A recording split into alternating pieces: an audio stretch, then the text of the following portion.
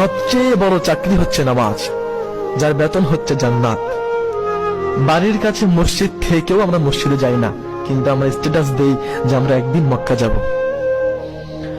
আল্লাহর কাছ থেকে আমরা আশা করি লক্ষ লক্ষ কোটি কোটি টাকা, কিন্তু যখন আমরা আল্লাহর নামে দান করতে যাই তখন আমরা খুচরা টাকা খুঁজি।